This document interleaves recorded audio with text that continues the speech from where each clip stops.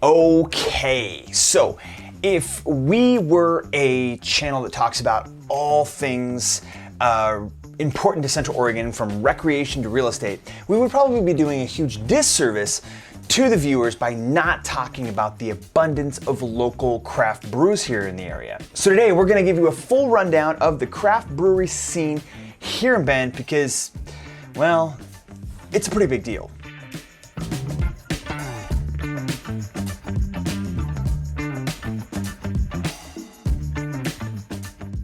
Now, living here for a long time, the records kind of get a little fuzzy to me. At one point, Bend was the #1 small craft brewery city in the country, Beer City, USA. At another point, it was the #1 kind of small craft brewery per capita. I mean, things change every year, but the point is that Bend is one of the best local craft brewing cities in the country. It's always in the top 5 list for some criteria or another. But enough of that, let's go ahead and get things kicked off with our first brewery. #1, Bend Brewing Company. So Bend Brewing Company is one of the OGs of the whole game. In fact, from what I can tell, Bend Brewing Company is actually the second oldest microbrewing operation here in Bend, which is wild, but also a really great testament to how loyal Bendites are to, the brewing scene here. So they are located right off of, right downtown, actually on the back side of Wall Street, kind of in that alley there that borders the Deschutes River. The food is classic, kind of brew pub food, burgers, great burgers, fries, stuff like that. And the vibe inside is also right on point. You see, they're backed up right next to the river. So inside, it's got a classic kind of brewery feel to it, but outside, especially in the summer, they've got a really great vibe because they've got a lot of patio seating that overlooks Mirror Pond. Oh, and a quick note about their beer. Award-winning. And I mean, you go inside, like I said, it's got a great vibe in the inside, but part of that is because when you look around the walls, you see all of the ribbons and kind of trophies and stuff that they've won over the years for their award-winning beers, and it's really impressive. Anyway, my favorite part about this brewery, aside from it's a really great spot to go grab lunch, it's like one of my best favorite places to go grab lunch, is in the summers, after you've had a really long day, hiking or fishing or doing whatever recreational activities you do in the summertime, is to come back to the Bend Brewing Company and literally sit out on the patio in front of Mirror Pond and enjoy an IPA in the nice warm weather. It's fantastic. #2, Silver Moon. This place, okay, should I? I'm gonna say it. Silver Moon was the beer that was in the keg when I did my first keg stand. Okay, look, I was in college too, people. I mean, it's a thing, right? The only one, maybe the one time, maybe. Look, the point is, Silver Moon's been around a long time as well. I mean, because that was 20 years ago. In fact, they're technically the #3 oldest brewery in Bend. And in my opinion, Silver Moon's always kind of been under the radar. They're located right off of Greenwood Boulevard there, just as you're getting ready to head under the, the Parkway overpass there. So they kind of are under the bridge, underrated, under the bridge, I don't know. So they are kind of tucked back in there, but they've been so consistent for so long. I mean, the inside atmosphere is great, but then even on the back patio they have there, they've got a really cool atmosphere. They've got live music going on all the time. It's a cool place, and obviously they make really great beer. See, I remember back in the day, 20, maybe 25 years ago, back when Deschutes obviously had the market cornered on the pale ale, right? The Mirror Pond Pale Ale. However, that's kind of a heavier beer. Silver Moon, they had a really great ale, a lighter beer, a more refreshing beer, kind of a summertime beer that I really enjoyed, back in the day. However, like everyone, their beers have changed over the years to keep up with the kind of latest trends and the latest brewing techniques. Anyways, nowadays Silver Moon is still doing what they do. Again, I think that they are one of the more underrated breweries in town.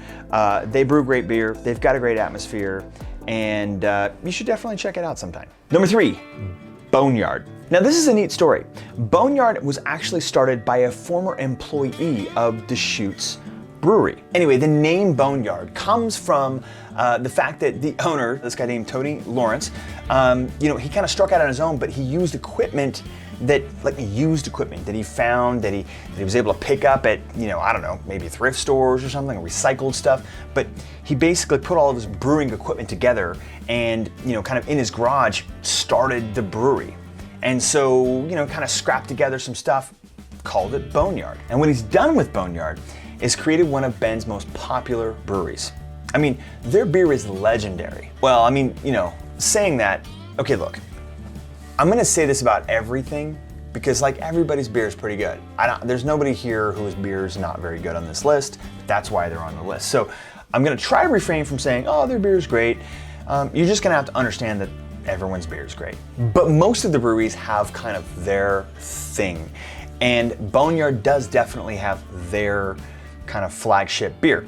In this case, it's called the Boneyard RPM IPA. And it's arguably the best IPA out there, which is a pretty bold statement. In fact, I don't know this for a fact, but in my experience, RPM IPA is probably one of the more widely distributed IPAs to other restaurants and bars and stuff like that across the whole Pacific Northwest. I mean, I travel quite a bit for kind of another part of my job, and I see RPM all over the place on taps, like across the Northwest. So whether you're in Seattle or even parts of California or all the way over in Idaho, it's kind of cool when I see RPM on the tap. I'm like, oh, I'll have that. And because it's kind of from my hometown, and it is also one of my favorite IPAs. All right, another beer. They opened a brew pub back in 2018. It's right off of Division Street, and it is also very, very good. It's got a cool atmosphere on the inside. It's very industrial, as you would expect from Boneyard. Grab lunch, grab a beer, and it's just off the beaten path enough that it's not always super, super crowded. Number 4, Monkless. Monkless, to be honest, I didn't even know where it came from. I was just minding my own business, living life, and then one day, Monkless was this location that everybody was talking about and going to, and it was this popular place. And I kind of just missed it. So Monkless Belgian Ales is a local brewery that specializes in brewing Belgian ales, all kinds of Belgian beer. It started in 2014 by Todd and Robin Clement. Todd was a big fan of brewing these kinds of beers in his garage, and everyone said they were really good. So you know what? There was a little bit of a gap there in the marketplace because most people are doing, IPAs and stuff like that here in the area. So he went for it, and now again, like I said, it's a very popular destination. The name Monkless is actually kind of a fun spin because monks are traditionally very well known for brewing Belgian ales, and well, he's not a monk, so it's Monkless Belgian ales. No monks. However, they do pay a lot of attention to the quality of their ingredients, and they brew some very, very, very fine and prestigious beers, which has helped Monkless stand out in a very competitive beer market here in the area, right? The brew pub likewise offers a large variety of kind of Belgian style foods, including bratwurst, pork schnitzels, braised beef stews. Oh, and they've got a great chicken and waffles plate, which traditionally probably isn't Belgium in its own right, but the waffles are Belgian waffles, right? I'm a fan. All right, number 5, Worthy Brewing. Worthy Brewing is located on the far east side of town. They've actually got a really fantastic building, like they do it all over there. And I'll tell you what all of that means in just a second. But the first thing that I wanted to say, and I hope this doesn't piss anybody off, anybody over from Worthy anyway. Remember when I said that most breweries have kind of their flagship beer that they're probably most well known for?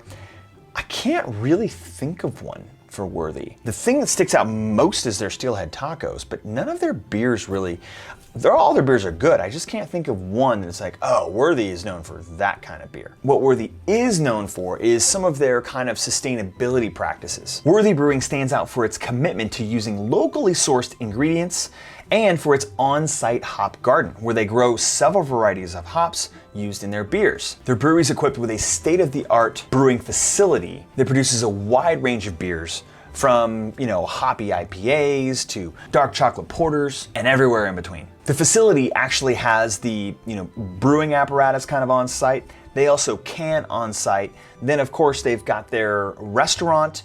They have a Basically, they've got an outdoor patio where they've got live music, and then they actually have, an observatory on site as well, which is really cool. In fact, it's not called an observatory, it's called the Hopservatory. You can take a tour of this thing. It's just a really great destination for both locals and visitors alike. The brewery's dedication to sustainability, community involvement, and quality craft beer has made it a noteworthy establishment in Bend's thriving beer culture. Number 6, Good Life. Now, Good Life is the opposite. They do definitely have a standout flagship beer that they are most well known for. I can see like the cans of all these breweries. I can like see the labels in my head. And it is a light, crisp, and refreshing Pacific ale called Sweet As. Guys, I love IPAs, I really do.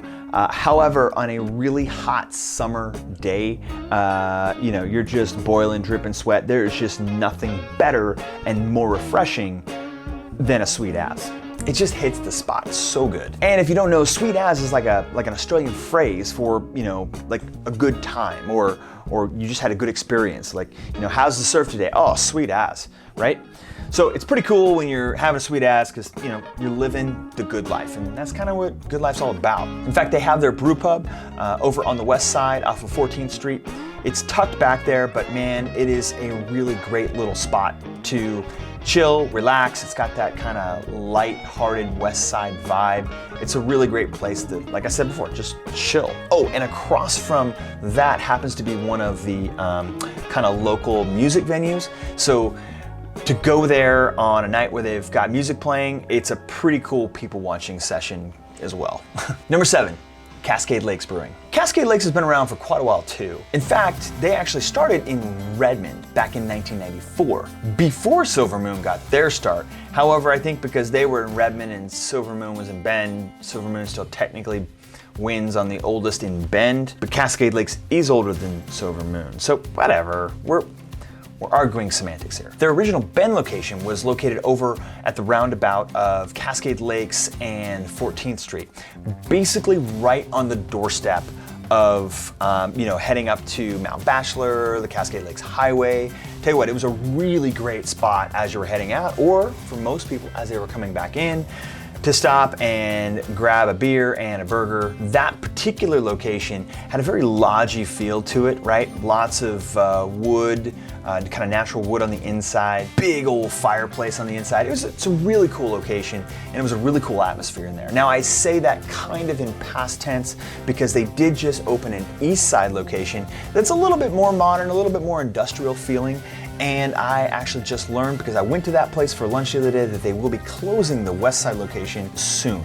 So that's a little bit of a bummer. I really like that location. However, we still have the east side location. Now let's talk about their beer. Their beer is very, very, very good. They've actually kept their beer the same for quite a long time. If I can recall, I don't know if they've changed it recently, but man, some of those classic names, 20-inch brown, blonde bombshell, some of those beers have been around a very, very, very long time, and for good reason.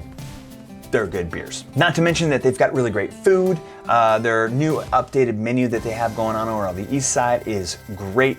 Like I said, I just had lunch there about a week ago, and it's on point. Number 8, 10 Barrel. Now, I believe that I mentioned this in another video, but that was years and years ago. I don't expect you to have seen it. So I'm gonna tell my version of one of my favorite American dream stories come true here in Bend. Two brothers, basically right out of college, scratched together some dough and opened a bar right here in Bend. And things go well. Then they started brewing their own beer and selling it at their bar.